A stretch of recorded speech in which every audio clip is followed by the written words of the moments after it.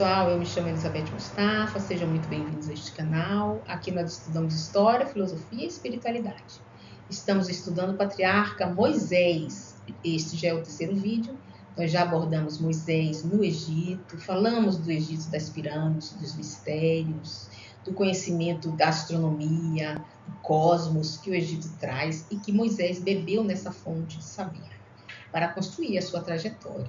Já falamos também um pouco sobre a revelação de sua mãe egípcia, Termutes Fenutmeli, que foi no vídeo anterior. Se você tiver interesse, pode também dar uma passada lá, porque nós trazemos uma visão espiritual, baseado neste livro de Rochester aqui, que eu já trouxe para vocês, do Conde de Rochester, o faraó de Menefertar, que ele conta uma de suas reencarnações. E aqui Moisés está inserido nesse contexto, trazendo nesse vídeo ele como um místico legislador. Vamos então ao vídeo, que Jesus nos abençoe, nos acompanhe, deixando sempre essa luz maravilhosa na nossa caminhada. Neste relato de Rochester, Termutes Fenutmeli, a mãe de Moisés, nos conta que ela é a verdadeira mãe de Moisés. Geralmente, nós vemos nos contos, nos relatos da vida de Moisés, que Moisés era filho de Joquebede, uma hebreia, que coloca Moisés numa cesta no rio Nilo, e que Termutes, quando estava se banhando com suas amas, recolhe ele do rio Nilo e passa a cuidar dele. Só que neste relato, Termutes confessa que ela é a verdadeira mãe de Moisés, fruto de um grande amor que ela teve por Itamar, um hebreu muito bonito, muito inteligente, que é o pai verdadeiro de Moisés. Então, Moisés é filho de duas raças. Ele tem por parte de mãe a sua raça egípcia e por parte de pai hebreu. Então, vejam só, neste ponto, Termutes esconde isso de Moisés. E ele passa a crescer dentro do palácio, acreditando que sua mãe egípcia é apenas uma grande benfeitora que o acolhe amorosamente para ser criado como príncipe do Egito. Mas tanto Termutes como o seu irmão Ramsés conhecem a origem egípcia de Moisés.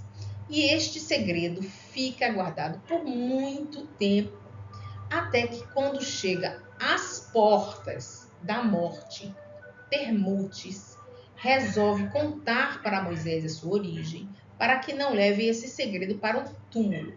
Então ela começa a contar para ele que ele é filho de Itamar, o hebreu. Vamos ver qual é o trecho do livro que traz esse relato. Então, ela se encontra com Moisés no palácio de Tanis, onde ela conheceu Tamar, na cidade de Tanis, e conta para Moisés o que aconteceu naquele jardim e vai contando aos poucos para ele. Na página 38 deste livro, ela relata, aspas, para Termutes. Há muitos anos continuei junto deste banco e estava um homem alto e belo como tu, de olhos fixos deste palácio. Ele sonhava com a mulher que ali dormia, quando repentinamente ela surgiu diante dele. Atônito, jorrou-se-lhes aos pés, beijando-lhe a fíbria do vestido. Ela tudo esquecendo, exceto o seu amor, porque o coração não reconhece casta nem nascimento, entregou-se-lhe inteiramente. Este homem era teu pai, o hebreu Itamar.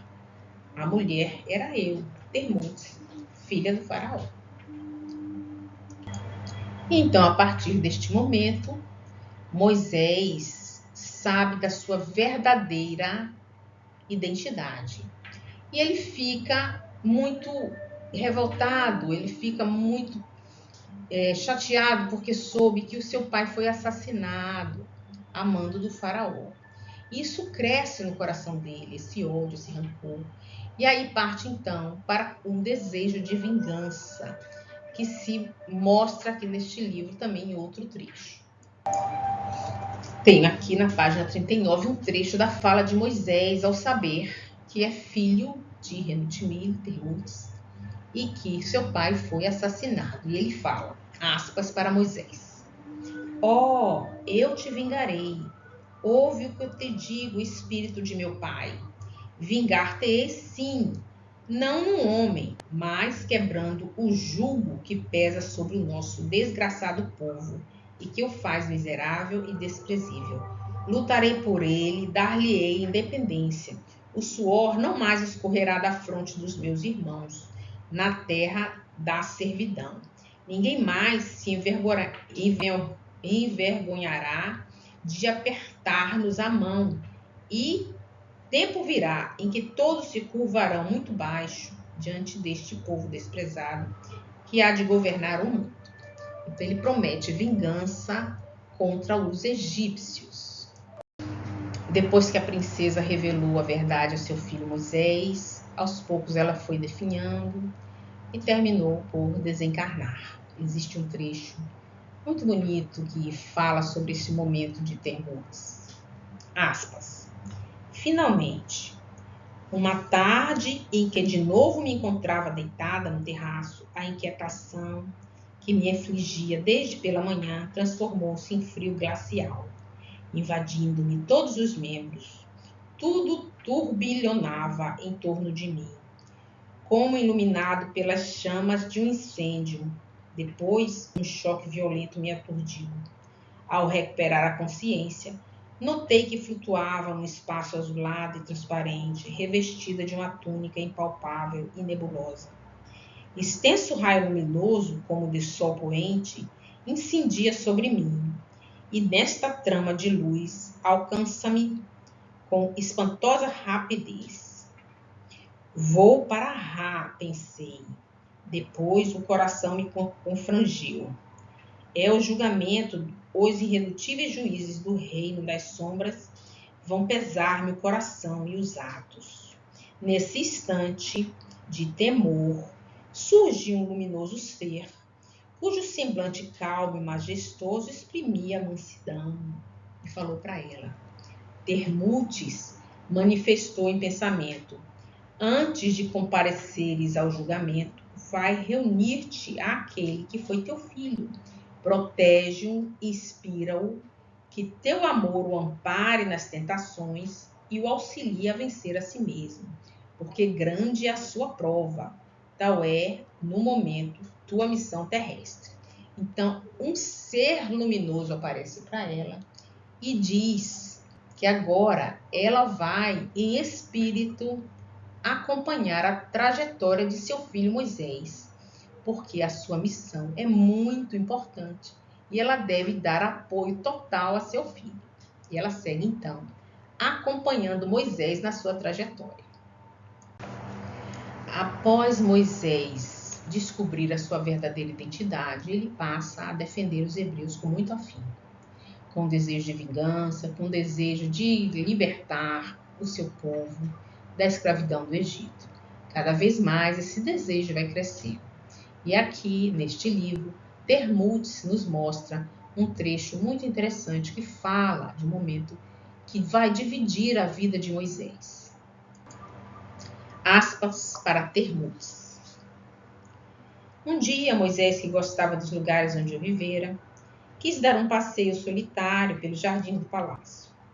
Para lá chegar, teve que atravessar um vinhedo que me havia pertencido e onde os trabalhadores hebreus estavam colhendo uvas sobre as vistas dos guardas. De repente, num recanto afastado, vi um semita que se esforçava para erguer um pesado cesto, enquanto o guarda, impaciente com a lentidão do céu, lhe aplicava umas bastonadas. Surpreendendo a cena, o sangue lhe subiu à cabeça, já encandecida, e desferiu violenta bengalada na fronte do feitor egípcio, que tombou morto. Ou seja, Moisés matou um egípcio. Caindo em si e prevendo as consequências, arrastou o cadáver para uma vala cobrindo de terras e folhas secas.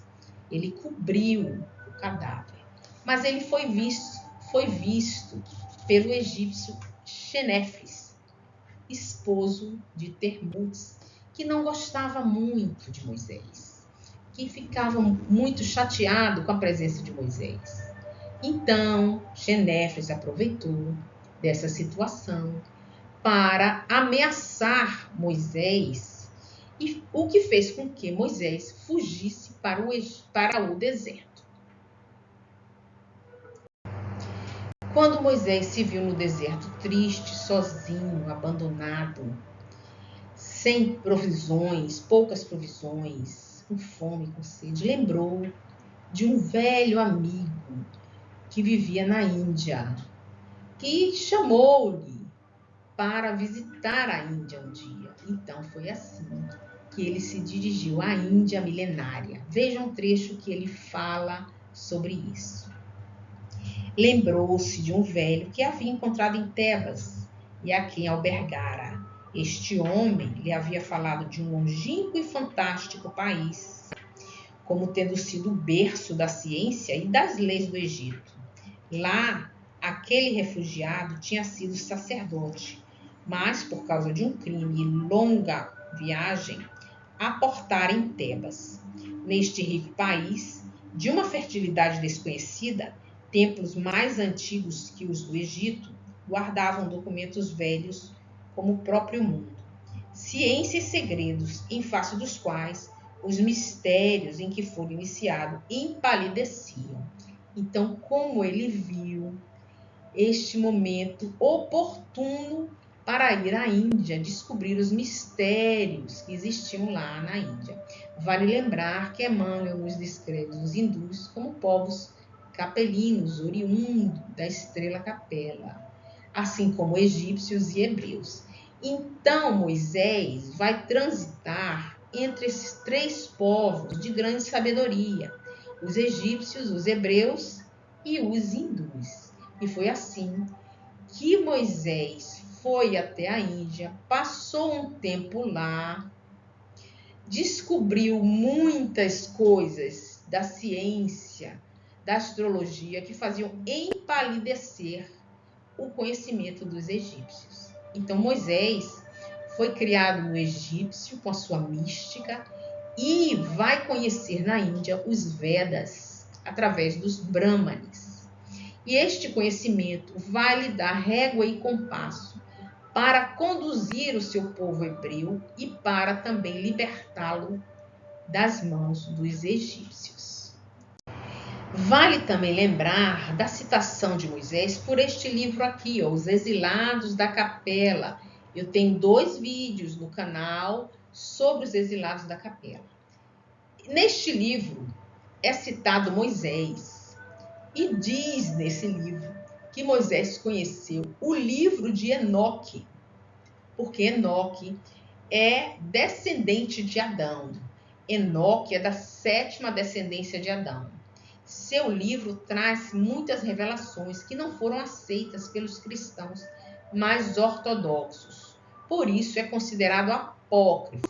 E Moisés recebe o livro de Enoque das mãos do seu sogro Jetro, porque Jetro é pai de Zípora, uma moça que ele vai conhecer lá em Midian, depois que ele sai da Índia. Ele vai até Midian, uma cidade pequena no deserto, e encontra sua esposa Zípora, filha de Jetro, e Jetro dá nas mãos de Moisés o livro de Enoque, que fala da criação, que fala dos primeiros momentos dos homens no planeta, e que Moisés não só vai beber desta fonte, que segundo este livro aqui, Moisés vai se embebedar do livro de Enoque.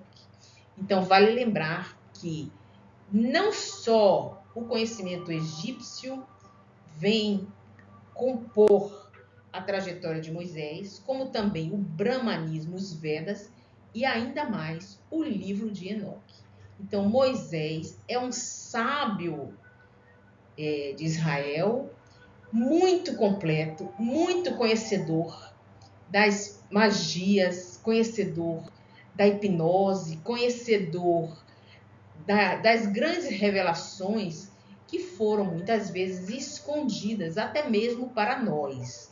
O livro de Enoque até hoje é estudado, ele é revelado muitas vezes pelos manuscritos do Mar Morto, que vale a pena conferir também essas questões desse manuscrito, porque vai trazer revelações que as Bíblias cristãs, as Bíblias que foram traduzidas lá do hebraico, do aramaico, até o português, deixaram perder alguns dados, ou não só pela tradução, ou também porque não era interessante manter o povo consciente.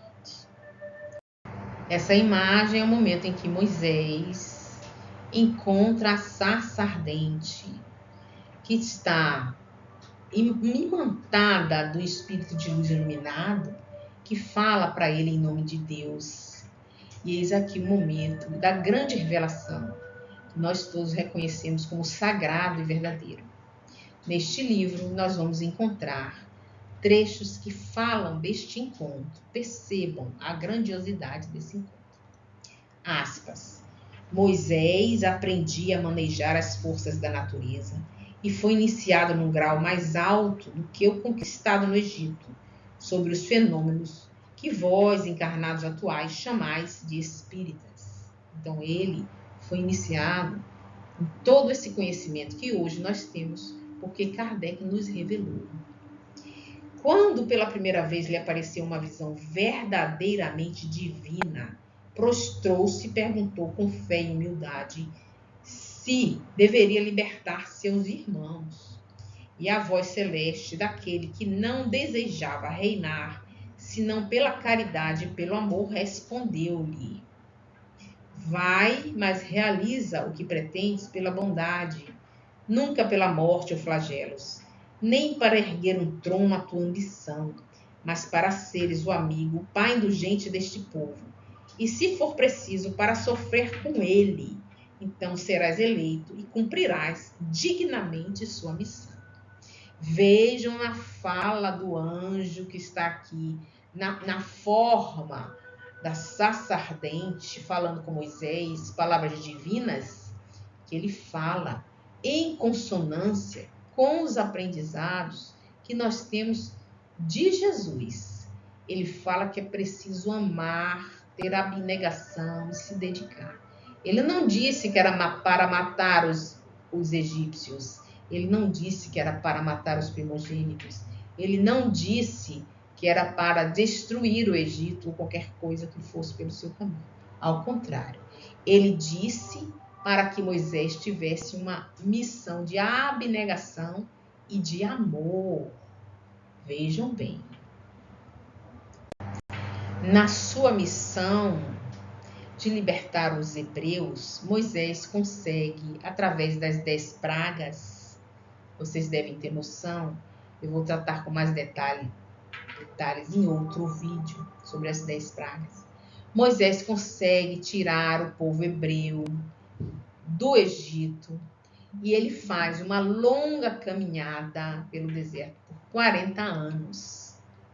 Eis aqui o mapa que mostra o caminho que Moisés traçou até chegar a Canaã, que ele na verdade não chega, porque ele morre antes.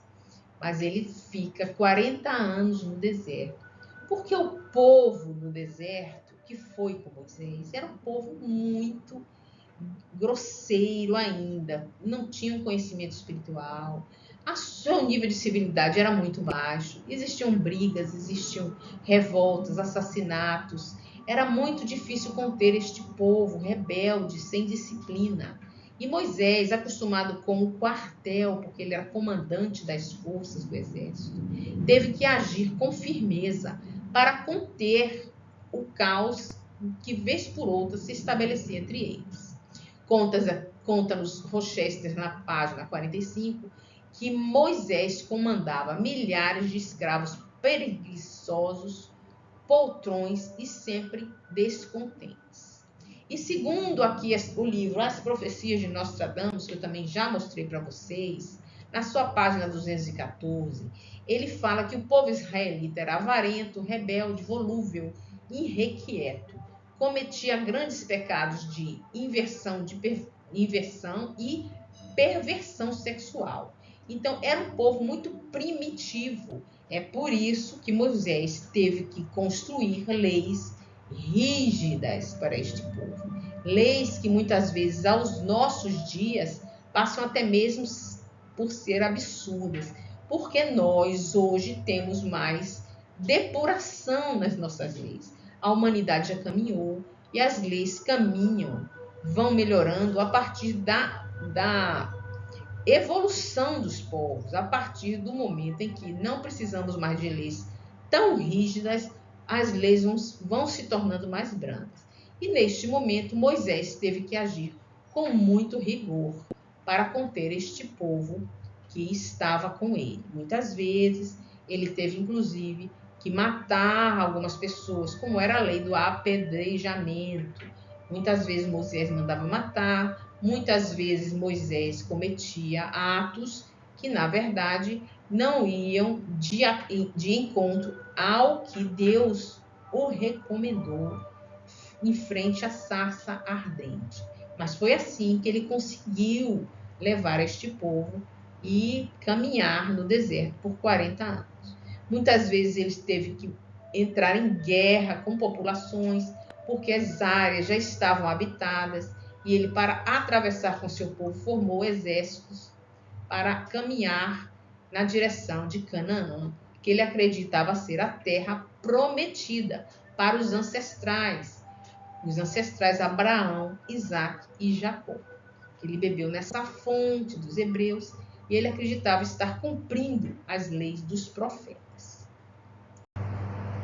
Foi então que Moisés ficou 40 anos no deserto, mas em um determinado momento, quando ele já era bem velho, a morte já chegou às suas portas. E nós vamos ver aqui uma descrição de Termutes sobre este momento, lembrando sempre que Termutes, sua mãe, Remut-Mene, após o seu desencarne, estava sempre com ele. E neste momento da morte não era diferente. E Termutes nos descreve no livro, nesta página aqui, 47. Durante aqueles longos anos de trabalho e lutas, o organismo se lhe esgotava e envelheceu a olhos vistos. A eternidade abatia a porta do asilo terrestre e ele a desejava em penhor de libertação. E mais embaixo ela continua. Sozinho, então, subiu a montanha e, chegando ao cume, parou, fatigado, braços cruzados sobre o largo peito. Contemplou a imponente paisagem que se lhe descortinava a seus olhos, iluminada pelos raios de sol poente. Com olhar colérico, fixou um instante os pontos negros que na superfície, na planície, localizavam o povo hebreu. Apurou e ouviu os variados ruídos do campo, que até ali chegavam a um surdo murmúrio. Deitou-se, recostando-se numa pedra, fechou os olhos e então, diante da retina espiritual, passou-lhe como um sonho a vida inteira. Sempre nos relatos do desencarne, os espíritos nos falam que a nossa vida passa na nossa mente como se fosse um filme, relembrando as ações que tivemos naquela encarnação. E aconteceu aqui com Moisés. A radiosa infância no palácio da maravilhosa Tebas, lembrava, né? Cuidadosa juventude na escola da casa de Seti, onde adquiria o saber que mais tarde haveria de ajudá-lo a praticar tanto mal.